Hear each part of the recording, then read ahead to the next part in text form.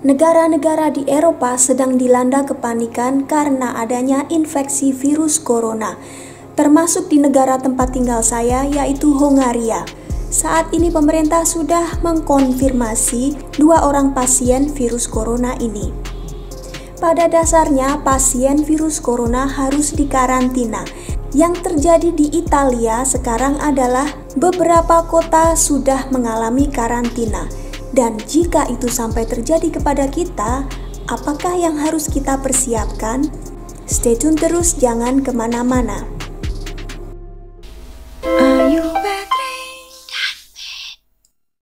Hai semuanya, apa kabar? Selamat datang di Ayu Petrin dan Matt. Untuk teman-teman yang baru bergabung di channel ini, kenalkan, nama saya Ayu. Saya tinggal di Budapest, Hongaria. Video ini dibuat pada tanggal 4 Maret 2020.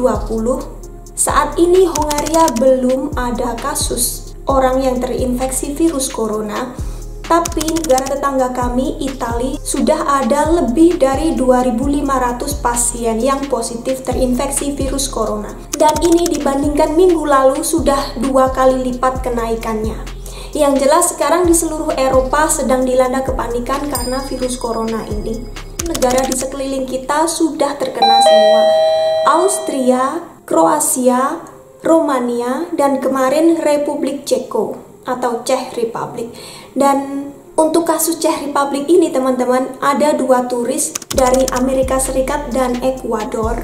Kedua orang ini bepergian bersama ke Italia, dan dari sana mereka transit di Budapest di Hongaria. Kemudian kemarin mereka berada di ibu kota Republik Ceko, Praha, dan di sana mereka dites positif terkena infeksi virus corona. Jadi ada kemungkinan kalau mereka bertemu dengan orang-orang di Hongaria, kontak dengan orang Hongaria, mungkin pada saat itu mereka sudah positif di sini. Kita nggak tahu.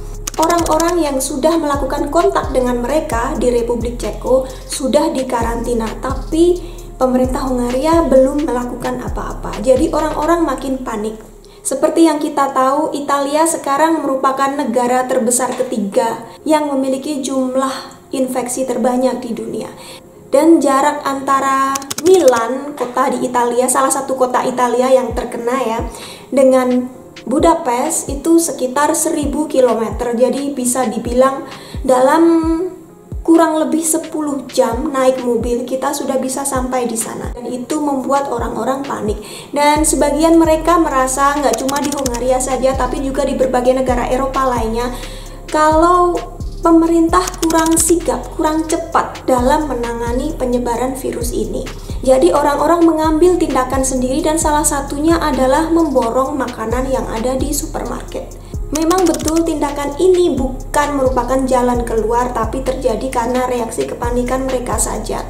Dan karena yang melakukan banyak, akhirnya yang tidak melakukan pun jadi ikut-ikutan. Takutnya kalau mereka tidak menimbun makanan dan akhirnya benar-benar kita dikarantina di sini, bagaimana kita bisa mendapatkan bahan makanan? Dan untuk saya sendiri yang agak menakutkan ya, karena anak saya sekolah di salah satu sekolah internasional di Budapest. Itu kan banyak orang yang bepergian karena mereka diplomat atau bisnismen, atau bahkan mereka bekerja di salah satu maskapai penerbangan. Jadi mereka sering bepergian ke luar negeri. Jadi untuk mereka yang punya teman, saudara, ataupun kontak dengan orang-orang yang bepergian ke negara yang sudah mendapatkan infeksi virus corona, harus melapor ke sekolah, dan 2 minggu setelah itu anaknya tidak boleh masuk sekolah.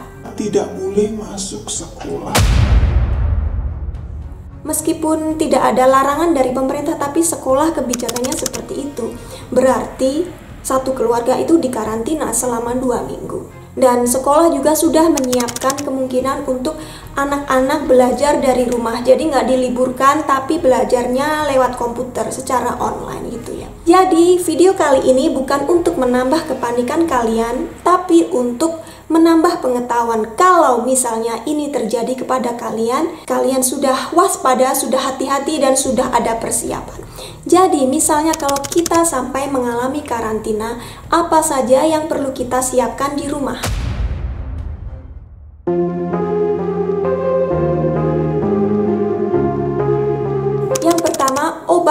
obat-obatan yang basic yang kira-kira cukup untuk selama 1 bulan atau 30 hari. Obat flu, obat demam, dan yang paling penting untuk saya adalah sesuatu yang bisa menambah daya tahan tubuh kita. Jadi virus corona ini kan tetap virus ya. Kalau daya kekebalan tubuh kita bagus, kemungkinan kita juga nggak akan terserang. Dan kalaupun terinfeksi, ada banyak pasien kan yang terinfeksi, tapi tidak semuanya meninggal. Jadi kita jangan panik dulu. Untuk itu, yang pertama kita siapkan obat-obatan atau bahan-bahan yang bisa meningkatkan daya tahan tubuh kita. Sejak anak saya Matt masih kecil, saya suka menggunakan ini, sampo kol. Dan ini sangat manjur untuk kami sekeluarga. Di Indonesia sepertinya ada juga, jadi kalian bisa mempertimbangkan untuk menggunakan ini ataupun bahan-bahan lainnya yang bisa didapatkan di Indonesia. Seperti misalnya bawang putih, dan akhir-akhir ini yang sering disebutkan di media massa adalah kurkuma ya, kunyit, jahe, dan lain sebagainya. Mereka ini bukan obat untuk virus corona karena obatnya belum ditemukan, tapi mereka sangat berguna untuk menambah daya tahan tubuh kita, jadi tidak gampang terserang berbagai virus. Jadi bukan hanya eksklusif untuk virus corona, tapi juga virus yang lain. Dan ini sifatnya hanya mencegah, bukan mengobati. Kemudian juga jangan lupa vitamin C. Konsumsi vitamin C juga akan meningkatkan daya tahan tubuh kita.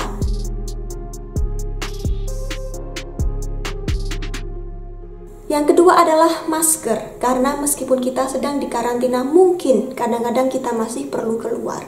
Jadi kenakan masker kalau kalian akan keluar.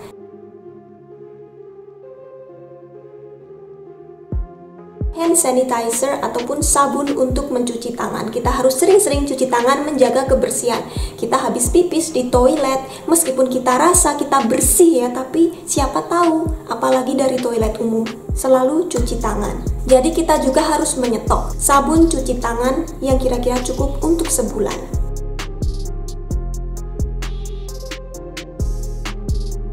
Sediakan bahan makanan yang cukup untuk paling tidak 2 minggu atau sebulan. Nah, kalau di Indonesia saya rasa ini nggak masalah karena mencari makanan yang sesuai untuk kita di sana pasti gampang. Beras dan lain sebagainya itu gampang, tapi kalau kita tinggal di luar negeri seperti saya sekarang ya, memang banyak makanan kemasan, tapi kan tidak semuanya bisa kita makan, apalagi kalau kita beragama Islam yang ingin makan makanan halal. Untuk informasi saja, kalau kalian tinggal di negara Eropa sesuai dengan ketentuan Uni Eropa, pada setiap kemasan makanan tertulis bahan-bahan yang digunakan untuk membuat makanan itu secara lengkap. Jadi dibalik saja, silahkan dibaca satu-satu. Sup kacang merah, kelihatannya vegetarian, tapi begitu kita baca, kadang mereka masih menggunakan lemak babi. Hal baiknya adalah kalau kita tinggal di negara Eropa, semua akan tertulis di sini. Kita bisa melihat bahan-bahan yang digunakan untuk membuat makanan ini. Kalau kalian tinggal di Hongaria dan memang bahasa Hongaria susah, sebaiknya hindari makanan yang mengandung sertés, artinya babi. Yang kedua adalah zsír.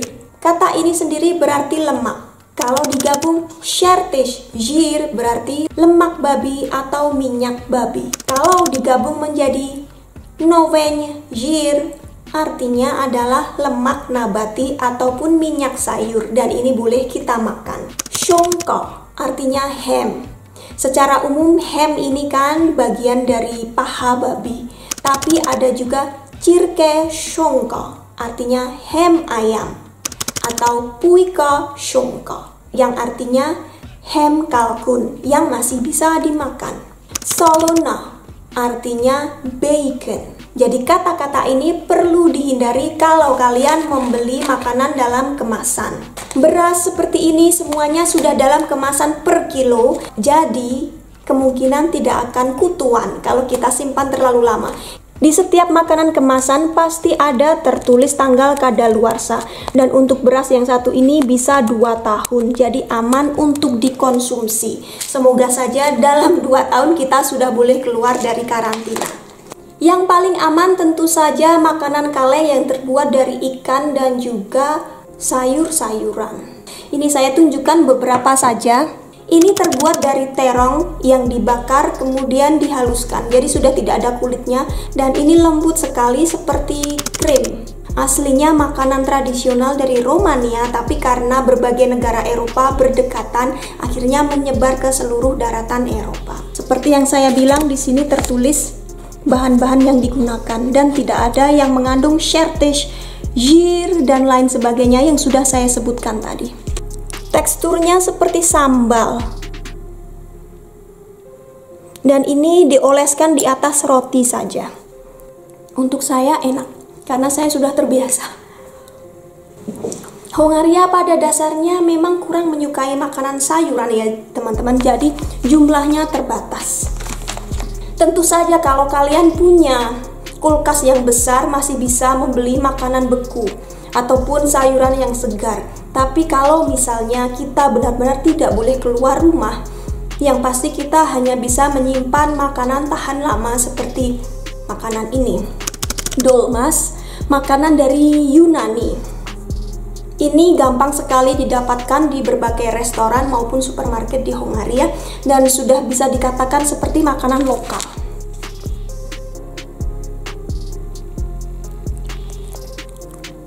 Jadi ini adalah nasi yang dibungkus dengan daun anggur.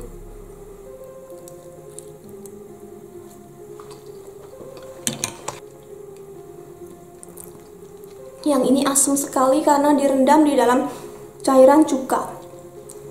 Kalau yang enak biasanya nggak seberapa asam. Dan ini nasinya dicampur keju di dalamnya. Mungkin untuk yang pertama kali merasakan aneh. Tapi kalau kita dalam kondisi di karantina ya tidak bisa terlalu pilih-pilih kan. Kemudian satu lagi saya tunjukkan. Karena salah satu makanan pokok orang sini adalah roti, mereka tidak hanya makan roti dengan selai, dengan keju, dengan ham. Jadi mereka itu kreatif dengan topping rotinya ya. Selain krim dari terong tadi, biasanya juga ada krim ikan. Salah satunya adalah tuna seperti ini. Ini murah sekali, 100 gram cuma 15.000 rupiah, nggak sampai 15.000 rupiah. Kalau orang sini seperti saya bilang tadi dijadikan topping roti. Kalau saya makan begini saja. Enak, ikannya nggak begitu berasa dan lebih creamy gitu. Untuk sumber karbonya kita bisa gunakan roti, tapi pilih roti mana yang bisa tahan untuk sebulan. Kalau roti tradisional Eropa seperti ini hanya tahan sekitar 3 hari saja.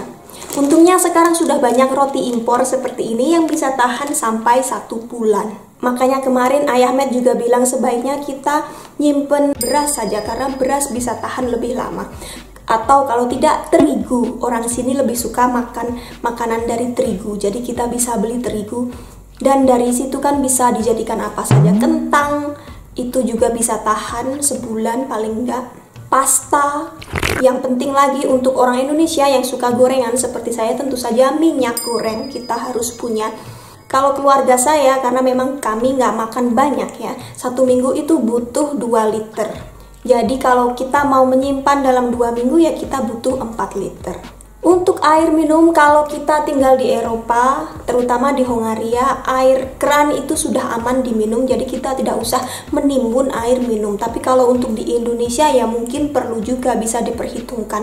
Kalau satu orang sehari minumnya 7 gelas, berarti satu rumah berapa orang bisa dikalikan saja.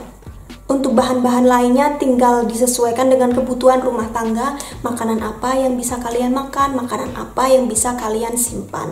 Mungkin kalau kulkasnya besar masih bisa menyimpan seperti chicken nuggets, sosis dan lain sebagainya. Kalau kulkas kecil seperti saya itu untuk 2 minggu mungkin masih bisa ya, tapi kalau 1 bulan itu sudah nggak muat kulkasnya. Barang-barang yang lain seperti kecap, saus tomat dan lain sebagainya bisa dipertimbangkan. Sebenarnya waktu 2 minggu itu tidak terlalu lama, jadi saya rasa kita tidak perlu menimbun makanan yang sampai banyak sekali begitu. Tapi memang tidak ada salahnya untuk berjaga-jaga. Kalau seperti di tempat saya tinggal ini ya, sebenarnya yang kita takutkan bukan virusnya itu sendiri, tapi efek lainnya dalam kehidupan kita. Kalau misalnya semua tetangga kita sudah memborong makanan di supermarket meskipun tidak ada virus, ya kita nanti nggak bisa makan, nggak kebagian gitu. Ya, di supermarket di sini juga sudah membatasi. Setiap sekali kita masuk ke supermarket ada batas jumlah barang yang boleh kita beli. Itu untuk membatasi panic buying. Semoga saja akan segera ditemukan jalan keluarnya dan kita semua selalu dilindungi oleh Tuhan Yang Maha Esa. Pokoknya yang jelas kita berusaha dan berdoa. Kita tidak bisa menjaga tetangga kita, orang banyak di luar bagaimana mereka hidup. Yang jelas diri kita sendiri dan keluarga kita di rumah kita jaga. Terima kasih sudah menonton video ini dan sampai ketemu di video berikutnya. Bye-bye.